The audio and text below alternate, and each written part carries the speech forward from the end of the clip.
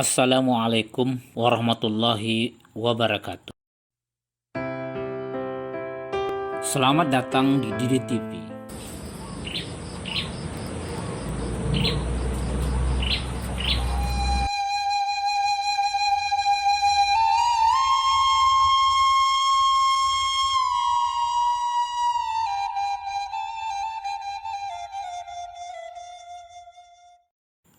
Limbago nan 10 undang na nampe.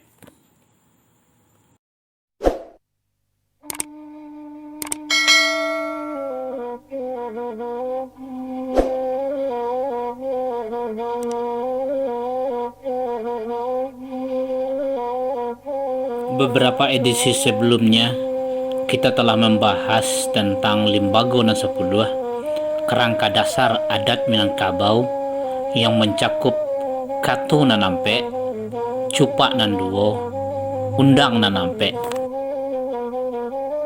Sekadar untuk mengingatkan kembali bahwa Kato nanampe terdiri dari Kato Pusako, Kato Mufakat, Kato dahulu, dan Kato kemudian. Cupa nanduo terdiri dari Cupa usali dan Cupa buatan. Cupa buatan terdiri dari Cupa tiruan, Cupa nempiawai. Silakan simak kembali edisi-edisi sebelumnya. Pada edisi ini kita akan membahas 4 jenis tatanan, aturan, hukum utama adat Minangkabau yang disebut dengan Undang nanampe. Sebagaimana ditegaskan pada edisi sebelumnya bahwa konstitusi negara, undang-undang dasar, undang-undang, dan berbagai jenis peraturan ikutan dan turunannya sampai pada peraturan nagari adalah Kato Mufakat yang tidak boleh konflikasi dengan Kato Pusako, hukum Tuhan. Kalaupun manusia berusaha memaksakan Kato Mufakat tanpa peduli konflikasi dengan Kato Pusako, yakinlah hukum Allah, aturan Tuhan akan berjalan dengan sendirinya tanpa ada satupun kekuatan yang mampu menghalanginya dan menghentikannya. Undang nanampe terdiri dari Undang-Undang Luha Jorantau, Undang-Undang Nagari, Undang-Undang Dalam Nagari, dan Undang-Undang nan 20. Memang terdapat perbedaan pemahaman di kalangan nenek mama dan cerdik pandai dalam hal penggunaan istilah undang dan undang-undang, Undang 20 dan Undang nan 20. Perbedaan ini tidak perlu dipertajam karena hal ini adalah sebuah kewajaran. Perbedaan itu adalah rahmah selagi pemahaman terhadap substansi tetap sama, tidak terlalu jauh dari batangnya. Pertama, Undang-Undang Luha Jorantau adalah aturan hukum yang disepakati antara nenek mama penghulu Minangkabau yang berpusat di Luha nan 3, Luha Tanah Datar, Luha Agam, dan Luha 50 Koto dengan Aditya Warman yang ingin membangun kekuasaan kerajaan di Minangkabau. Melalui ekspedisi Pamelayu pada tahun 1275 sampai 1293 yang disebut juga sebagai diplomasi yang sekaligus imperialisasi kultural dan ekspansi militer dalam rangka memperkuat pertahanan Singasari dari ancaman Mongol, 2 putri Melayu, Dara Petak dan Dara Jingga, diboyong ke Singosari. Dara Petak yang dinikahi oleh Raden Wijaya, pendiri kerajaan Majapahit, melahirkan Jaya Negara, penerus Raden Wijaya. Sementara Dara Jingga yang dinikahi oleh seorang petinggi kerajaan Singosari, Adwaya Warman, melahirkan Matrolot Warmadewa, alias Tuanku Janaka, kemudian dikenal sebagai Aditya Warman, yang kemudian melanjutkan ekspedisi Pamelayu ke Sumatera sampai ke ranah Minangkabau. Namun, kehadiran Aditya Warman yang telah mengumumkan dirinya sebagai Raja Melayupura pada tahun 1347 bersama bala tentaranya berubah motivasi menjadi semangat untuk berkuasa dan mendirikan kerajaan di Minangkabau. Jelas saja, keinginan ini menimbulkan konflik antara nenek mama penghulu Minangkabau yang telah berabad-abad menata pemerintahan dan kehidupan masyarakat yang sudah sangat mapan dengan Aditya Warman. Kemenakan berajo ke mama, mama berajo ke penghulu, penghulu berajo ke mufakat, mufakat berajo ke nanbana, nanbana tagak sendirinya. Ringkasnya, konflik ini diselesaikan dengan sebuah musyawarah yang melahirkan kata mufakat, sebuah resolusi bahwa Aditya Warman boleh berkuasa menjadi raja, tapi bukan di wilayah Luhak Nantigo. Silakan menjadi raja di wilayah-wilayah rantau Minangkabau. Sehingga lahirlah kata mufakat Luhak Bapangulu, Rantau Barajo. Tagak pangulu sakato kaum, tagak rajo sakato alam. Adat soko turun temurun, adat pusako jawe bajawe. Adat rajo turun temurun, adat putih sundui basundui. Artinya, raja tidak memiliki otoritas mengatur urusan kaum atau suku dalam negari. Yang berwenang menentukan dan melewakan siapa yang akan menjadi penghulu, pemimpin kaum adalah kaum itu sendiri. Oleh karena itulah, kerajaan Pagaruyung membangun jaringan kekerabatannya ke berbagai wilayah rantau Minangkabau dalam bentuk 4 klaster. Sapiah Balahan, kekerabatan dari garis keturunan perempuan atau ibu. Kuduang Karatan, kekerabatan dari garis keturunan laki-laki atau ayah. Kapak Radai, keturunan dari Sapiah Balahan atau aparat raja, pejabat raja dari Sapiah Balahan di wilayah perkembangan Sapiah Balahan tersebut. Dan Timbang Pacahan, perkembangan keturunan dari Kuduang Karatan atau kerabat kerajaan untuk menjadi raja atau aparat raja di wilayah perkembangan Kuduang Karatan.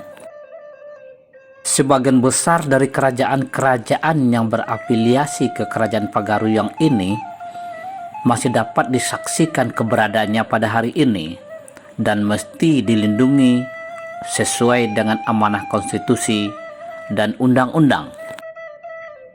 Walaupun Raja Pagaruyung memiliki otoritas dan kekuasaan atas kerajaan-kerajaan tersebut, hukum dan aturan serta tatanan kehidupan masyarakat tetap mengikuti adat Minangkabau yang telah diterapkan sebelum keberadaan kerajaan Pagaruyung. Bahkan setelah Islam berkembang pesat sejak abad ke-7 di Minangkabau, kerajaan Pagaruyung berubah menjadi Kesultanan Pagaruyung Darul Qoror di bawah pimpinan Sultan Alif Khalifatullah Niniak Mama, alim ulama dan cerdik pandai. Pada tahun 1403 Masehi, Minangkabau mendeklarasikan Bai'ah Adat Basandi Syarak Basandi Kitabullah. Ringkasnya, Undang-Undang Luhak mengatur posisi atau kedudukan serta otoritas penghulu dan pejabat-pejabat negari lainnya, baik di Luhak maupun di wilayah rantau. Sementara Undang-Undang Rantau mengatur posisi, kedudukan, dan kewenangan atau otoritas rajo dan petinggi kerajaan Pagaruyung di wilayah-wilayah rantau yang terjaring dalam 4 klaster tersebut. Selain itu, Undang-undang Rantau juga mengatur persoalan upeti atau pajak yang disebut dengan bungo adat. Karimbo babungo kayu, kasawah babungo ampiang, kasungai babungo pasir, katambang babungo ameh, kalawi babungo karang. Kedua adalah Undang-Undang Nagari. Berbeda dari masyarakat adat lain, struktur masyarakat adat Minangkabau berbasis nagari yang sekarang berjumlah 543 atau 544 nagari, tidak termasuk nagari hasil pemekaran. Kekuasaan dan otoritas kepemimpinan berada di tangan pengulu kaum dalam nagari, bukan pada raja. Semua kata mufakat keputusan pada tingkat nagari dibuat melalui proses musyawarah para pengulu kaum secara hierarkis, bajanjang naik, batanggo turun. Untuk menata dan mengatur keberadaan sebuah nagari, disepakati kata mufakat Undang-Undang Nagari yang secara umum terdiri dari dua kelompok. Pertama, proses atau tahapan pendirian sebuah nagari. Dari teratak menjadi dusun, dari dusun menjadi koto, dari koto menjadi nagari. Nagari baampek suku, tiok suku babuah parui, kampuang diagiah banan tuo, rumah diagiah batungganai. Kedua adalah syarat berdirinya sebuah nagari.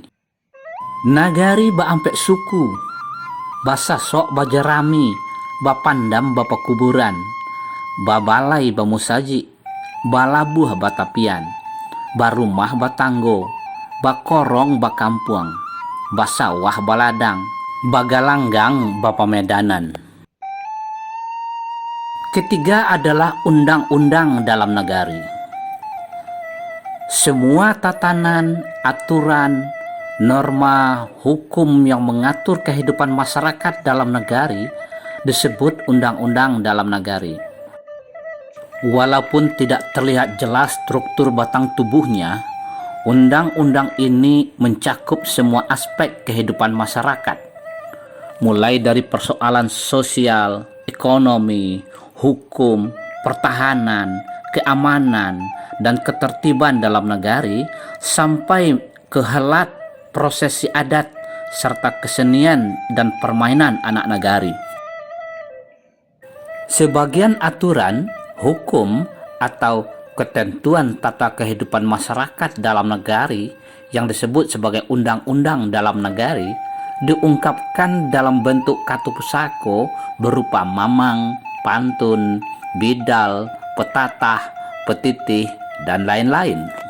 Kabuki sama mendaki, kalurah sama menurun, tatungkui sama makan tanah, taltilantang sama makan ambun, tarapuang sama anyi, tarandam sama basah, barik sama dipikua, ringan sama dijinjiang, sacio ba ayam, sadanciang bak basi, saki basilau, mati bajangua, kabaelok bahimbawan, kababuruk bahambawan, kok rusuh bapujuk, kok tagamang bajawe, kok mendapek sama balabo, kehilangan sama marugi, panjang sama dikarek, senteang sama dibilai, singke sama diuleh, kurang sama ditukuk, salah batimbang, utang babaya, nan mancancang nan mamape, nan bahutang nan membaya, hutang babaya, piotang batarimo, salang pinjam mengumbali, salah ambil membalian, sasek suri, talangkah kembali, salah cotok melantiangkan, tapi jak diarang hitam tapak, tasarunduk digalah panjang, bungkuak punggung. Kok abu bajantia, kok kumuah babasuah, salah ke manusia minta maaf, salah ke Tuhan minta tobat. Nan tuo diharagoi, nan ketek dikasihi, samo gadang bawa bakawan. Kamanakan seperintah mama, Mama seperintah bana, kamanakan menyembah laya, mama menyembah batin. Nak luruh rantangkan tali, luruh bana dipacik sungguh. Mama he menuju barih, tantang bana lubang katabua. Malantiang menuju tangkai, tantang bana buah karare. Manabang menuju pangka, tantang bana rueh karabah. Nan barih nan balabe, nan ba ukua nan bajangko. Tantang barih makanan pae, tantang ukua makanan kabuang. Tantang saki lake ube, tantang aya lape tubo. Batanam nan bapucua, mamiliaro nan banyao. Pulai batingkik naik, meninggalkan rueh di bukunya. Manusia batingkik turun, meninggalkan adat di pusakonyo. Mati gajah, tinggal gadiangnya. Mati harimau, tinggal balangnya. Bahukum adia, bakato bana. Indak boleh bakanan kida, luri bana dipagang sungguh. Tibo di mato, indak dipicangkan. Tibo di dado, indak dibusuangkan. Tibo di parui, indak dikampihan. Ada ribuan lagi kata pusako yang menatah menitih mengatur kehidupan masyarakat dalam negari yang wajib dilindungi, dikembangkan, dimanfaatkan, dan dibina oleh pemangku amanah yang telah bersumpah untuk memajukan kebudayaan Minangkabau. Selain dari yang diungkapkan melalui kata pusako, sebagian undang-undang dalam negari dijalankan sebagai sebuah kebiasaan yang diwariskan dari satu generasi ke generasi berikutnya yang dikenal sebagai tradisi. Celakanya, kebiasaan yang diwariskan secara turun-temurun dari generasi ke generasi ini dijadikan definisi adat oleh kalangan tertentu yang berniat melemahkan dan mendistorsikan pemahaman masyarakat tentang adat. Bukan itu yang dimaksudkan dengan adat. Bukan. Topik tentang ini meluruskan definisi adat akan disajikan pada edisi tersendiri. Saudara, elemen terakhir dari undang nan ampe, komponen dari lembaga nan 10 adalah undang-undang nan 20. Undang-undang ini memuat 20 bab ketentuan umum terkait dengan tindak pidana, tindak kejahatan, atau kriminal. Insya Allah akan kita bahas pada edisi berikutnya.